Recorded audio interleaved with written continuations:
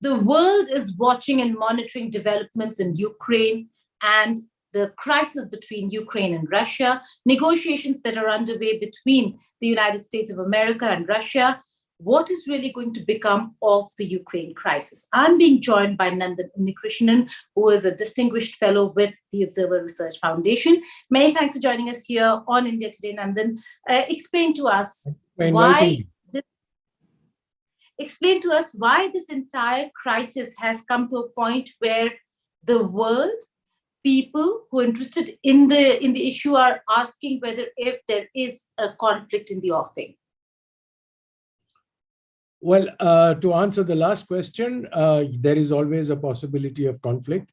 But to answer the first question, we have to do a little return into history and see what happened after the collapse of the Soviet Union, when the triumphant West, unilaterally in some ways, changed the security architecture in Europe. Some of it was in agreement with the successor state Russia. Some of it was unilaterally. For example, the admission of new members to NATO and a few other issues like that.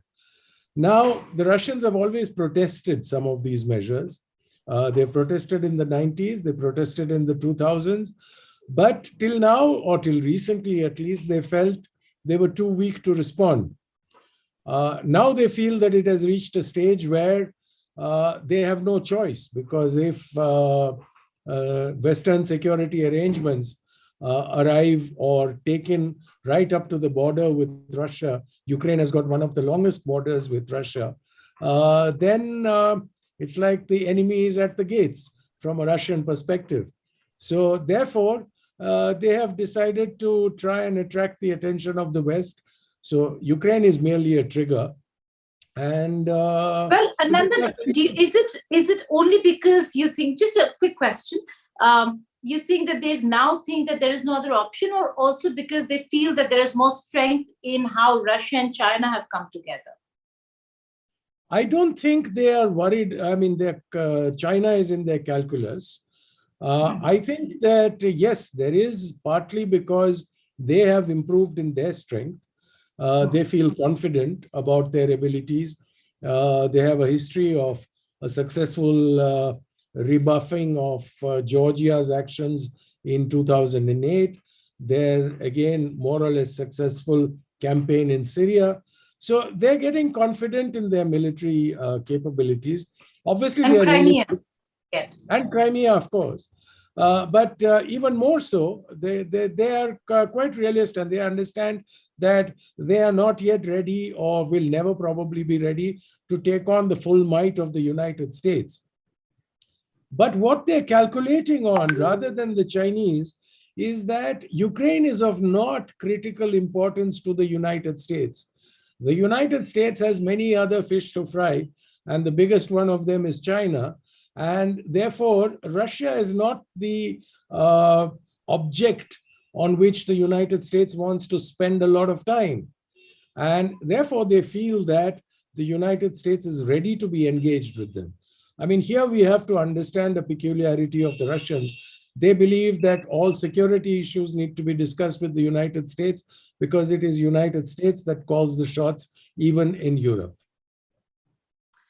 Interesting point over there. But coming to the conversations that you're talking about between the United States of America and Russia, the meeting between Blinken and Sergei Lavrov was very clear that they knew what their positions were, and that now the negotiations are at a stage where US has to respond. Do you think it's going to be a time-taking, arduous, so to say, activity between the two sides, or are we going to look at their response and then Russia putting its stand forward on Ukraine?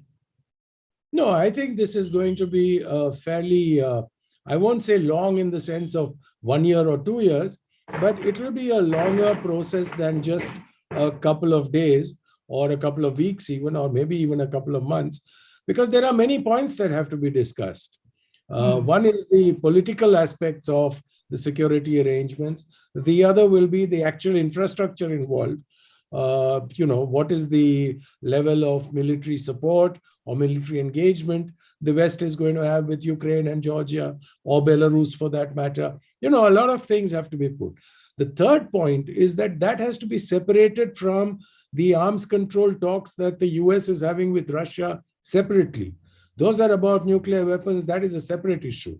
So I personally think that this is not a short-term negotiation.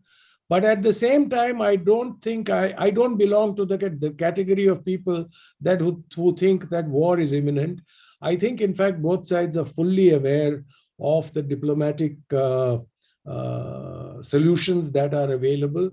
They are basically jockeying for stronger positions at the negotiating table. And also, I would like to say that I think the real negotiations are not taking place in the public eye. I am not necessarily sure that Lavrov and Blinken are the main negotiators.